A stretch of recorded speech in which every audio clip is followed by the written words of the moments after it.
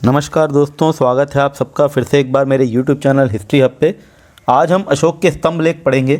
हमने अपने पिछले लेक्चर में अशोक के शिलालेखों को पढ़ लिया था, वृहत शिलालेख और जो उसके लघु शिलालेख हैं उनको पढ़ा था। आज हम स्तंभ लेख और गुहा लेखों को पढ़ेंगे। तो स्तंभ लेख में भी उसके वृहत स्तंभ लेख हैं और लघु स्तंभ लेख हैं, उनका अध्ययन करेंगे। उनमें क्या क्या बातें दी गई हैं, आपके एग्जाम पॉइंट ऑफ व्यू से क्या इंपॉर्टेंट है उसको हम डिस्कस करेंगे। अशोक के अभिलेखों की संख्या जैसे मैंने बताया आपको 150 है और इसके जो अभिलेख हैं ये पूरे भारत में हमको उत्तर भारत से लेकर दक्षिण भारत तक मिलते हैं। और इसमें जितने भी ट्रायंगल दिख रहे हैं आपको ये सारे इसके पिलर एडिक्ट हैं, यानी कि इसके स्तंभ लेख हैं। जैसे लुम्बिनी है ये, इसके अलावा रामपुरवा है, लौरिया अर्राज है, लौरिया नंदनगढ़ है, ये कौशाम्बी है और मेरठ है, टोपरा है, मानसेहरा है, अमरावती है। ये सब इसके जो स्तंभ लेख हैं इनका हम अध्ययन करेंगे आज। तो सबसे पहले हम देखते हैं वृहत स्तंभ लेख कौन कौन से हैं और इनकी क्या विशेषताएं हैं। जो वृहत स्तंभ लेख हैं इनमें अशोक की 7 राजाज्ञाएं हैं। 7 राजाज्ञाएं हैं, इसलिए इन्हें सप्त स्तंभ लेख भी कहा जाता है। और ये हमको 6 विभिन्न स्थानों से मिले हैं। ये सभी अशोक के वृहत शिलालेखों के परिशिष्ट हैं। एक एक करके हम सारे देखते हैं किस किस स्थानों से कौन कौन से मिले हैं और उनमें क्या क्या विशेषताएँ हैं। तो सबसे पहले अगर हम बात करें तो दिल्ली मेरठ स्तंभ लेख है। मेरठ से ये प्राप्त हुआ था और इस स्तंभ लेख को फिरोज शाह तुगलक ने फिरोज शाह कोटला के कुश के शिकार में स्थापित किया था। ये स्तंभ लेख है, इसको फिरोज शाह तुगलक ने मेरठ से प्राप्त करके कुश के शिकार, जो उसका फिरोज शाह कोटला जो उसने बसाया था दिल्ली में एक नगर, वहाँ पे इसको स्थापित किया था। और यही एक ऐसा पहला स्तंभ लेख है, या हम कह सकते हैं पहला ऐसा अभिलेख है अशोक का जो सबसे पहले खोजा गया था 1750 ईस्वी में, जिसके बारे में आपको पिछले लेक्चर में ही बता चुका हूँ। टिफेंथलर ने इसको खोजा था। तो सबसे पहला खोजा गया अभिलेख अशोक का यही है, ये स्तंभ लेख है। और इसमें आगे चल के फारूक शियार, जब मुग़ल बादशाह फारूक शियार के हम जिक्र पाते हैं तो उसके शासनकाल में इसमें एक विस्फोट हुआ था, जिसके कारण ये थोड़ा सा क्षतिग्रस्त हो गया था और इसको अशोक की छोटी लाट भी कहा गया है। दूसरा है दिल्ली टोपरा स्तंभ लेख, जो आप देख पा रहे होगे इस महल में ऊपर एक स्तंभ आपको दिख रहा है। तो ये जो स्तंभ है ये भी फिरोज शाह तुगलक जो है, ये फिरोज शाह कोटला अपना एक महल है वहाँ पे इसको ले गया था। इस दिल्ली टोपरा अभिलेख इसको इसलिए बोलते हैं क्योंकि ये टोपरा से मिला था। और इसे मीरान ज़रीन, स्वर्ण मीनार और स्वर्ण स्तंभ भी कहा जाता है और इसको अशोक की बड़ी लाट भी कहा जाता है। तो ये जो स्तंभ लेख है दिल्ली टोपरा जिसको बोलते हैं, इस स्तंभ लेख का उल्लेख हमको तारीख़ फिरोज शाही में मिलता है, जो शम्स सिराज अफ़ीफ़ ने लिखी थी, जिसके बारे में मैंने जब फिरोज शाह तुगलक जब हमने दिल्ली सल्तनत पढ़ा था तो इसके बारे में जिक्र किया था कि किस तरह से इसको लेके जाता है टोपरा से दिल्ली। और ये जो स्थानांतरित करता है इसको ले जाने का बड़ा सुंदर और अद्भुत विवरण हमको मिलता है तारीख़ फिरोज शाही में, जो कि शम्स सिराज अफ़ीफ़ ने लिखी है। और इसके साथ साथ सीरत फिरोज शाही में इस स्तंभ लेख का टोपरा से दिल्ली स्थानांतरण का हमको सचित्र आरेखण भी मिलता है। तो यही एकमात्र ऐसा स्तंभ है जिस पर अशोक की 7 राजाज्ञाएं उत्कीर्ण हैं। बाकी जितने भी स्तंभ हमको मिले हैं उनमें 7 राजाज्ञाएं नहीं मिली हैं और यही एकमात्र ऐसा स्तंभ है जिस पर 7 की 7 राजाज्ञाएं उत्कीर्ण मिलती हैं। इसके साथ ही साथ ये चौहान शासक विग्रहराज चतुर्थ से भी संबंधित है और चौहान शासक विग्रहराज चतुर्थ ने इस पर 1164 ईस्वी में इस पर एक लेख उत्कीर्ण कराए। और इस पर इसके अलावा फ़ारसी लेख भी उत्कीर्ण देखे जाते हैं जो कि 13वीं और 16वीं सदी के हैं। तो ये जो विग्रहराज चतुर्थ है इसने अपने लेख जो उत्कीर्ण कराए उसमें उसने अपनी महानता और विजयों को इसमें उत्कीर्ण कराया है। तीसरा है प्रयाग कौशाम्बी स्तंभ, जो कि इलाहाबाद से मिला है और अकबर द्वारा इसको इलाहाबाद किले में स्थानांतरित किया गया था। ये फैक्ट इंपॉर्टेंट है, इसको अकबर ने इलाहाबाद किले में स्थानांतरित किया है। हालांकि इस पर हमको जहांगीर का जो लेख है और समुद्रगुप्त की जो प्रयाग प्रशस्ति है वो दोनों ही मिलती है, लेकिन जहांगीर से कंफ्यूज नहीं होना है। लेख जहांगीर द्वारा उत्कीर्ण कराया गया था जिसमें हमको मुग़ल बादशाहों की वंशावली मिली है, लेकिन इसको स्थानांतरित अकबर ने किया है। रोमिला थापर जी मैम कहती हैं कि इसका जो नाम दिया उन्होंने वो ऐतिहासिक पुनरंकन का दिया है, इसीलिए दिया है क्योंकि इस पर अशोक का तो हमको लेख मिला ही मिला है, साथ ही साथ समुद्रगुप्त की प्रयाग प्रशस्ति जो हरिसेन ने लिखी थी, हरिसेन द्वारा लिखी हुई प्रयाग प्रशस्ति मिलती है।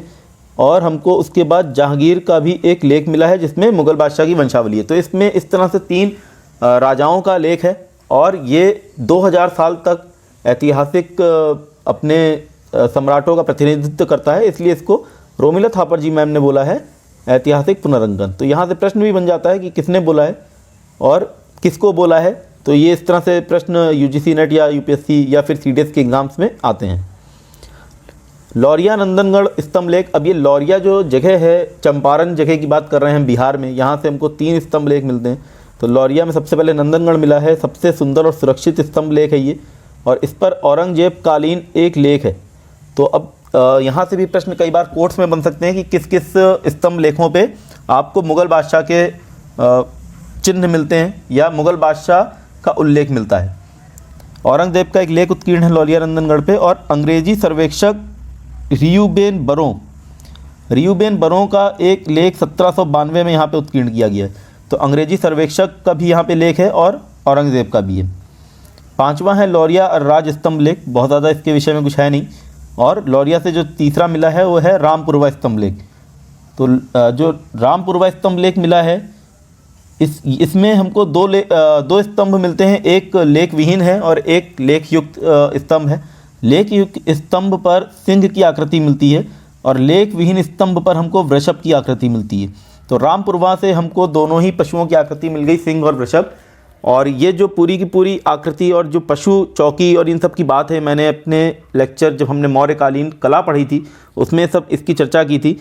तो आप उस लेक्चर को भी देख सकते हैं कि किस तरह से जो पिलर्स बना रहे हैं, जो स्तंभ बना रहे हैं अशोक, उसकी प्रेरणा उसको कहाँ से मिली है। हकमनी शासक दारा प्रथम से मिली है, और हक्कामनी शासक जो दारा प्रथम है उसके जो विषय वस्तु थी लेखों की और अशोक के विषय वस्तु लेखों की काफ़ी भिन्न है, दोनों से काफ़ी अलग अलग हैं। और उनमें क्या समानताएं हैं और क्या उनमें डिफरेंसेस हैं, इसके ऊपर मैंने चर्चा की थी मौर्यकालीन कला पे, तो आप उसको भी देख सकते हैं। अब हम देखते हैं कि जितने भी ये जो लेख मिले हैं उसको स्तंभ लेख जो हमको मिले हैं उसमें क्या क्या लिखा हुआ है। प्रथम स्तंभ लेख में क्या लिखा है, इसमें राज्याभिषेक के 26 वर्ष के बाद ये धम्म लिपि उत्कीर्ण करवाई गई ऐसा उल्लेख है। और इसमें अशोक अपने सभी महामात्रों को आदेश देता है कि धम्म के अनुसार लोगों का पोषण करो, धम्मानुसार शासन का विधान करो और धम्म के द्वारा उन्हें सुख पहुँचाओ। द्वितीय स्तंभ लेख में प्रसिद्ध वाक्य है कियम चू धम्मम। इसका मतलब है धम्म क्या है, धम्म क्या है, वो ये सवाल करता है कि धम्म क्या है। और उसके अगली लाइन में वो ये जवाब देता है कि अल्प व्यय, अत्यधिक कल्याण, दया, दान, सत्यवादिता, पवित्रता और साधुता, यही सब धम्म है। और अशोक जो है आगे ये भी उल्लेख करता है कि उसने 2 पायों, चौपायों, पक्षियों और जलचरों को अनेक उपकार किया है उनके ऊपर, और उनको कई बार जीवन दान दिया है, इसका उल्लेख करता है द्वितीय स्तंभ लेख में। तृतीय स्तंभ लेख अशोक कहता है कि मनुष्य अपने अच्छे कर्म तो देखता है, जो उसने अच्छे काम किए हैं वो तो देखता है, और हमेशा खुद से कहता है कि मैंने ये अच्छा काम किया, मैंने वो अच्छा काम किया, लेकिन कभी ये नहीं कहता कि उसने क्या पाप किया है, उसने क्या गलत कार्य किया है। और यहाँ पे अशोक 5 पापों का उल्लेख करता है। तो 5 पाप कौन कौन से बताता है, प्रचंडता, क्रूरता, घमंड, ईर्ष्या और क्रोध, इनका ये उल्लेख करता है और इनको निषेध बताता है धम्म के लिए। तो अगर हम बात करें अशोक के द्वितीय स्तंभ लेख में, जब वो बता रहा है कि आपके धम्म क्या हैं, तो धम्म के आचरण के लिए आपको क्या क्या करना चाहिए, दान, दया, सत्यवादिता और पवित्रता की बात करता है। और साथ ही साथ उसके जो निषेधात्मक जो रूप हैं उनके लिए भी उल्लेख करता है कि ये चीज़ें नहीं होनी चाहिए, तभी आपका जो धम्म है वो पूर्ण होगा। चतुर्थ स्तंभ लेख में बात करता है जैसे माँ अपने शिशु को एक कुशल धाय को सौंपकर निश्चित हो जाती है, उसी प्रकार मैंने भी प्रजा के सुख और कल्याण के लिए राजकों की नियुक्ति की और उन्हें न्यायिक और दंडात्मक अधिकार सौंपे हैं। तो इसमें दंड समता के सिद्धांतों को लागू किए जाने का उल्लेख करता है। तो इससे हमको ये समझ में आता है कि जो मौर्य प्रशासन था अशोक के अंतर्गत, उसमें ज़रूर उसने अहिंसा का पाठ पढ़ाया, जनता को अहिंसा के रास्ते पे चलना सिखाया, लेकिन दंड नीति वहाँ पे त्यागी नहीं गई थी। और इसमें हमको मृत्यु दंड का भी उल्लेख मिलता है। तो मृत्यु दंड प्राप्त लोगों को 3 दिन का प्रायश्चित का समय देने की घोषणा की जाती है। इससे एकदम क्लियर हो जाता है स्तंभ लेख चतुर्थ बहुत ज़्यादा महत्वपूर्ण है, एग्जाम में पूछा जाता है मृत्यु दंड का उल्लेख कौन से अभिलेख में मिलता है अशोक के। और हमको इसी से ये पता चलता है कि अशोक के जो शासनकाल था उसमें मृत्यु दंड का विधान ज़रूर था, ज़रूर वो अहिंसा पे चल रहे थे, लेकिन उसके बावजूद मृत्यु दंड का विधान त्यागा नहीं गया था, दंड नीति को त्यागा नहीं गया था। पंचम स्तंभ लेख 23 पशु पक्षियों की हत्या करने पर प्रतिबंध की बात करता है और इनके बधियाकरण पे भी जो पालतू जानवर हैं, जैसे सांड जिसको हम पालतू बनाते हैं बधियाकरण करके, जिसको बैल बनाया जाता है, उनके ऊपर भी प्रतिबंध लगाया गया, ऐसा ये उल्लेख करता है। और कैदियों की रिहाई की बात करता है। कैदियों की रिहाई जो बोलता है, तो बोलता है कि मैंने अपने 26 वर्ष के शासन में 25 बार कैदियों की रिहाई की है। तो 25 बार कैदियों की रिहाई की है, इससे लोगों ने शायद ये अनुमान लगाया है कि मौर्य प्रशासन में अब हो सकता है कि जन्म उत्सव मनाया जाना शुरू किया गया हो, ये प्रथा शुरू हो गई हो, और अपने हर एक जन्म दिवस पर अशोक जो है वो इन कैदियों की रिहाई का उल्लेख करता है। छठे स्तंभ लेख में कहता है कि जनता का सुख और हित जिसमें है उसकी मैं परीक्षा करता हूँ, इसी प्रकार अधिकारी वर्ग की भी मैं परीक्षा करता रहता हूँ। और बोलता है कि मैं सभी संप्रदायों का सम्मान करता हूँ और स्वयं आगे बढ़ने को मैं मुख्य चीज़ समझता हूँ। तो यहाँ पे सभी संप्रदायों का सम्मान करना भी है, तो यानी कि इसके रिलीजियस टॉलरेंस से ये भी एक कनेक्टेड है। और मैंने पिछले लेक्चर में आपको बताया था कि किस तरह से शिलालेख 7 और 12 ये भी आपके लिए रिलीजियस टॉलरेंस से जुड़े हुए थे, और यहाँ से आ जाता है छठा स्तंभ लेख। तो अगर प्रश्न कोड में बने तो छठा स्तंभ लेख के साथ साथ आपके शिलालेख 7 और 12 उसके रिलीजियस टॉलरेंस को बताते हैं, यानी कि उसकी धार्मिक सहिष्णुता को बताते हैं। 7वां स्तंभ लेख में धम्म की व्याख्या करता है, यानी कि धम्म को डिफाइन करता है, उसकी डेफिनेशन एक तरह से परिभाषित करता है। और इसके अलावा लोक कल्याण के कार्य उसने किए ये बताता है। छायादार वृक्ष लगवाए, प्रति 8 को उस पर सराय बनवाई, कुएँ खुदवाए।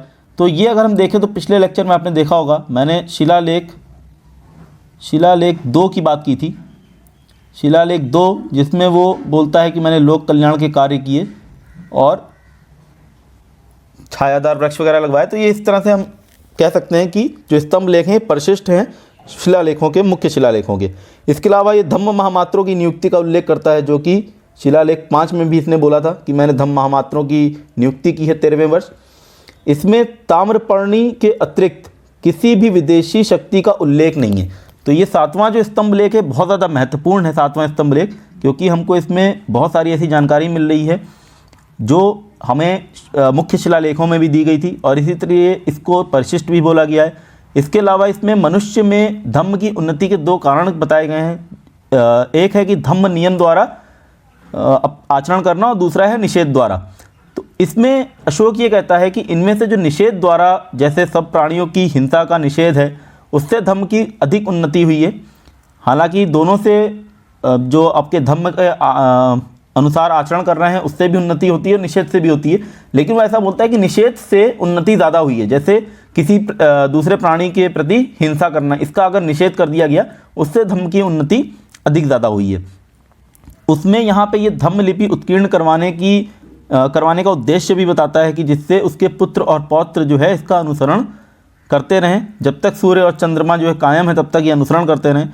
तो इस तरह से ये जो स्तंभ लेख है ये बहुत ज़्यादा महत्वपूर्ण है, बहुत लंबा स्तंभ लेख है ये, और इसमें बहुत ज़्यादा हमको जानकारी मिलती है। अब हम बात करते हैं उसके लघु स्तंभ लेखों की। तो अशोक की राजकीय घोषणाएं जिन स्तंभों पर उत्कीर्ण की गई हैं उन्हें लघु स्तंभ लेख कहा जाता है, और ये हमको मिले हैं सांची से। सारनाथ में 1905 में हमको R.L. स्टाइन ने इसको खोजा था। कौशाम्बी से मिला है, कैप्टन बर्ट ने खोजा है। इसके अलावा नेपाल से 2 मिले हैं, एक है निगलिवा सागर और एक है रुमिनदेई, जो कि फ्यूरर ने खोजा है 1895 में। तो अगर हम बात करें तो सारनाथ में जो सारनाथ का जो हमारा लघु स्तंभ लेख है उससे हमको ये पता चलता है कि अशोक के साम्राज्य के अंतर्गत नेपाल भी था। यहाँ पे ऐसा उल्लेख मिलता है और हमको ये पता चलता है कि नेपाल इसके साम्राज्य में था। हालांकि हमको निगलिवा सागर और रुमिनदेई जो इसके नेपाल के अभिलेख हैं इससे जो मिले हैं इससे एकदम क्लियर हो जाता है कि नेपाल उसके साम्राज्य की सीमा के अंतर्गत था। इसके अलावा अगर हम बात करें कौशाम्बी का जो लघु शिलालेख है, इसको रानी का अभिलेख भी कहते हैं, रानी का अभिलेख भी कहते हैं, क्योंकि इसमें हमको रानी कारुवकी का उल्लेख मिलता है, जो कि अभिलेखों में उल्लिखित एकमात्र क्वीन है, एकमात्र रानी है अशोक की। और उसके पुत्र तीवर का भी उल्लेख मिलता है, जो हमको अभिलेखों में उल्लिखित उसके एकमात्र पुत्र का उल्लेख मिलता है इसमें।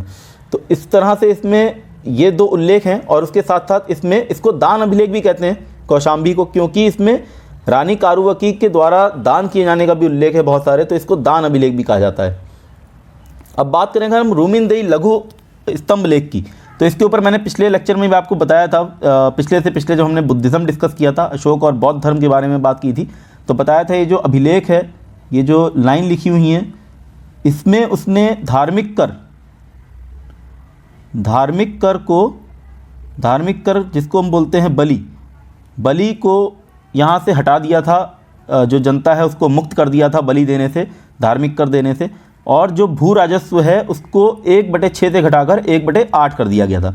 तो अशोक के सिर्फ इसी अभिलेख में हमको मौर्यकालीन अर्थव्यवस्था की जानकारी मिलती है, उसके जो टैक्सेशन सिस्टम है, टैक्स की जानकारी मिलती है, कितना टैक्स लिया करते थे। तो 1/6 जो टैक्स लिया करता था उसको घटाकर 1/8 कर दिया गया है, क्योंकि ये जो रुमिनदई लघु स्तंभ लेख है ये लुम्बिनी में बना है, भगवान बुद्ध की जन्मभूमि से ये कनेक्टेड है, इसलिए यहाँ पे ऐसा किया गया है। तो बुद्ध के जन्म स्थान के संबंध में ये एकमात्र अभिलेखीय प्रमाण भी है, और इसमें बुद्ध को शाक्य मुनि कहा गया है। शाक्य मुनि क्यों कहा गया है? क्योंकि उनका जो क्लैन था, जो उनकी ट्राइब थी, जनजाति थी, वो शाक्य थे, शाक्य क्षत्रिय थे, तो इसलिए उनको शाक्य मुनि कहा गया है। और यही अशोक का सबसे छोटा अभिलेख भी है। तो यहाँ से भी प्रश्न बन जाता है अशोक का सबसे छोटा अभिलेख कौन सा है? तो अशोक का सबसे छोटा अभिलेख है रुमिनदई अभिलेख। इसके अलावा डॉक्टर ए श्रीवास्तव ने रुमिनदई लघु स्तंभ के शीर्ष पर, जैसे रामपुरवा स्तंभ के समान, जैसे हमने रामपुरवा स्तंभ देखा था तो वहाँ पे वृषभ था, तो उन्होंने यहाँ पे भी वृषभ होने का तर्क दिया है इसके इस डिज़ाइन को देख के। बात करते हैं गुहा लेख की। तो जो केव्स में जो उसके लेख हैं जो हमको मिले हैं, जो हमको कहाँ से मिले हैं, वो मिले हैं बाराबर की गुफाओं से। बाराबर की गुफाएं हैं, पहाड़ियाँ हैं, वहाँ पे अशोक के अभिलेख उत्कीर्ण हैं इनकी दीवारों पे, ये जो गुफा हैं। और इसके ऊपर मैंने बहुत ज़्यादा चर्चा की है अपने मौर्यकालीन जब कला हमने पढ़ी थी जिस लेक्चर में, उसके ऊपर इसके स्थापत्य कला के ऊपर भी चर्चा की गई है। और इसमें अशोक द्वारा आजीवक साधुओं को निवास हेतु गुहा दान देने का भी उल्लेख मिलता है। तो यहाँ से आजीवक संप्रदाय को उसने दान दिया है ऐसा भी उल्लेख मिलता है। आगे चल के इसका पुत्र जो दशरथ है, दशरथ भी ऐसा ही कुछ एक दान देगा। दशरथ जो है ये भी आजीवक संघ को दान देगा गुफाओं को, इनका भी हम जिक्र करेंगे आगे चल के। अशोक के कुछ नव अन्वेषित अभिलेख मिले हैं, जैसे बहापुर जो है दिल्ली में है, दिल्ली में स्थित है। अच्छा, अब हम अगर बात करें दिल्ली में उसका कौन सा अभिलेख मिला है, तो हमने भी पहले देखे थे दिल्ली टोपरा और दिल्ली मेरठ अभिलेख। लेकिन ये जो इसके अभिलेख हैं दिल्ली मेरठ और दिल्ली टोपरा, ये एक्चुअली दिल्ली में नहीं मिले हैं, मिले हैं कहाँ से? मेरठ और टोपरा से। तो उसका दिल्ली से मिलने वाला एकमात्र हमको अभिलेख कौन सा है? वो है बहापुर का अभिलेख, श्रीनिवासपुरी से मिला है दिल्ली से, जो कि इंद्रप्रस्थ के नागरिकों के लिए था। और इसको 1966 में इस लघु शिलालेख की खोज की गई थी। इसके अलावा हमको मिलता है बुनेर लेख, जो कि तख्ते बाही पेशावर यानी पाकिस्तान से मिला है। और ये ब्राह्मी लिपि में मिला एकमात्र पश्चिम प्रदेश में एकमात्र ब्राह्मी लिपि का मिला लेख है। जैसे कि मैंने आपको पिछले लेक्चर में बताया था कि किस तरह से हमको आरमाइक लिपि और खरोष्टी लिपि में लेख मिले हैं पश्चिम उत्तर प्रांतों में, मानसेहरा में, लंगमान, इन सब की हमने बात की थी, कंधार की। तो ये जो ब्राह्मी लिपि में अभिलेख मिला है पश्चिम प्रदेश में, ये एकमात्र अभिलेख है बुनेर लेख। आरामी शिलालेख जो है ये लंगमान से मिला है हमको, अफगानिस्तान से। यहाँ से प्राप्त 2 शिलालेखों में दूरी बताने के लिए धनुष शब्द का प्रयोग हुआ है। तो ये बहुत ही महत्वपूर्ण तथ्य हो जाता है, धनुष शब्द का प्रयोग हुआ है। ऐसे प्रश्न नेट वाले ढूंढ के आते हैं कहीं ना कहीं से, और ये ज़्यादातर आपको पुस्तकों में मिलेगा नहीं। धनुष शब्द का प्रयोग हो सकता है पूछ ले किस उसके शिलालेख में मिलता है, तो वो आरामी शिलालेख है जो कि हमको मिला है लघमान से। अशोक के नाम मिले हमको अलग अलग उसके शिलालेखों में, उसके जितने भी स्तंभ लेख हैं या उसके अलग अलग जितने भी उसके लेख हैं उसमें उसके कुछ अलग अलग नाम मिले हैं, कुछ उपाधियाँ मिली हैं जिनकी हम चर्चा करते हैं। और यहाँ से प्रश्न भी बनता है, एक बार प्रश्न आया था अशोक का नाम, व्यक्तिगत अशोक का जो नाम है वो अशोक है, वो आपको किस किस लेख में मिला है? तो ये हमको मास्की में, उदय गोलम, निट्ठूर, माफ़ कीजिए मिट्ठूर लिख गया, ये निट्ठूर है, निट्ठूर कर्नाटक में है, निट्ठूर और गुर्जरा से प्राप्त जितने आपके लघु शिलालेख संख्या 1 हैं उसमें उसका व्यक्तिगत नाम अशोक मिलता है। तो ये जो इसके शिलालेख संख्या 1 हैं इसमें व्यक्तिगत नाम मिला है अशोक, कहाँ कहाँ? मास्की, उदय गोलम, निट्ठूर और गुर्जरा से। इसके अलावा कंगनहल्ली से प्राप्त लेख में रान्यो अशोक बोला गया है। तो यहाँ से भी प्रश्न बन जाता है कंगनहल्ली कहाँ से बोला गया है? कंगनहल्ली से रान्यो अशोक बोला गया है। अब अगर हम बात करें देवनम प्रिय और प्रियदर्शी, जिसके ऊपर मैंने आपसे बहुत पहले भी चर्चा की थी कि उसको देवनम प्रिय बोला गया, यानी कि जो देवताओं को जो प्रिय है वो बोला गया है। प्रियदर्शी बोला गया है जिसका दर्शन जो है वो मांगलिक है, जिसका हम दर्शन करना चाहते हैं और दर्शन करना जिसका बहुत ज़्यादा मांगलिक माना जाता है, प्रियदर्शी उसने उसको खुद को बोला है। तो ये देवनम प्रिय हमको मिला है 12 और 13 शिलालेख में, देवनम प्रिय नाम। और देवनम प्रिय प्रियदर्शी मिला है हमको गिरनार, रूमिनदेई और निगलवा सागर में। राजा प्रियदर्शी अलग से मिला है हमको बाराबर की गुफाओं में, गुहा लेख में। और प्रियदर्शी राजा मिलता है बैराट के लघु शिलालेख में, और इस बैराट के लघु शिलालेख में मगधाधिराज भी मिलता है नाम। तो मगधाधिराज मतलब वो मगध का राजा है, ऐसा बैराट के लघु लेख में मिला है। और बैराट का लघु लेख मैंने आपको पिछले लेक्चर में बताया था, बहुत ज़्यादा इंपॉर्टेंट है। वहाँ से हमको अशोक के बौद्ध होने का स्पष्ट प्रमाण मिलता है। इसके अलावा अगर हम बात करें अशोक नाम की, तो अशोकवर्धन नाम मिलता है इसका विष्णु पुराण में भी। ये शायद मैंने आपको फर्स्ट लेक्चर में पढ़ाया था जिसमें हमने बात की थी अशोक के प्रारंभिक जीवन की।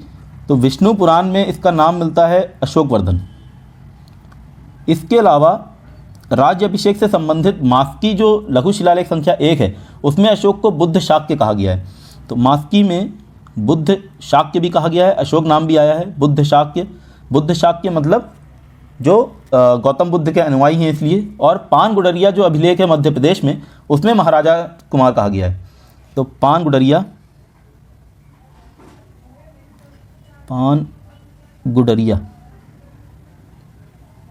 इसमें कहा गया है महाराज कुमार।